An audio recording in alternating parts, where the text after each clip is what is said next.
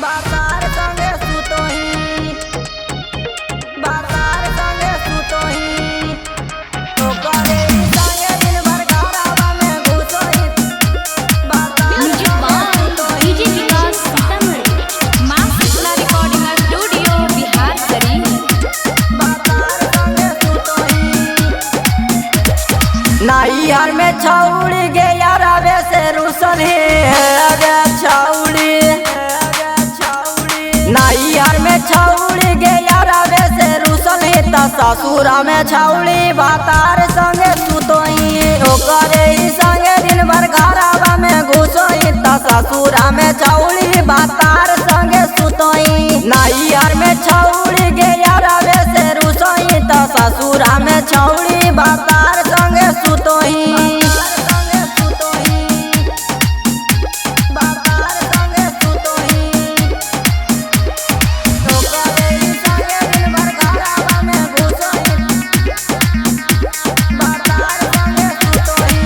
हमरा के छोड़ी के गेनी गे भद्रे से माजा खूब लेनी गे।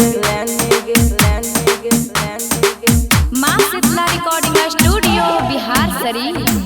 हमरा के छोड़ी के गेनी गे भद्रे से माजा खूब लेनी गे। दोसर के होठावा से होठावा में सटली छौड़ी। दोसर के होठावा से होठावा में सटली तब ससुरा में छौड़ी बातार संगे सुतोही। नैहर में छौड़ी गे यारावे से रुसली त ससुरा में छौड़ी बातार संगे सुतोही।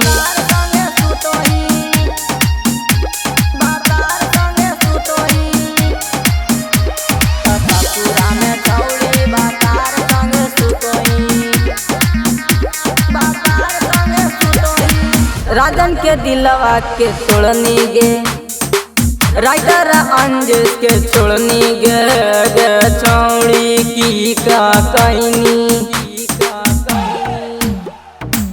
राजन के दिलवा के तोड़नी गे सोनू के दिल में बसैनी गे।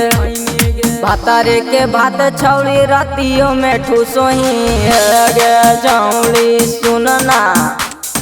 भातारे के भात छौड़ी रतिया में ठूसोही तब ससुरा में छौड़ी बातार संगे सुतोही। नैहर में छौड़ी गे यारावे से रुसही त ससुरा में छौड़ी बातार संगे सुतोही। मां शीतला रिकॉर्डिंग स्टूडियो बिहार शरीफ।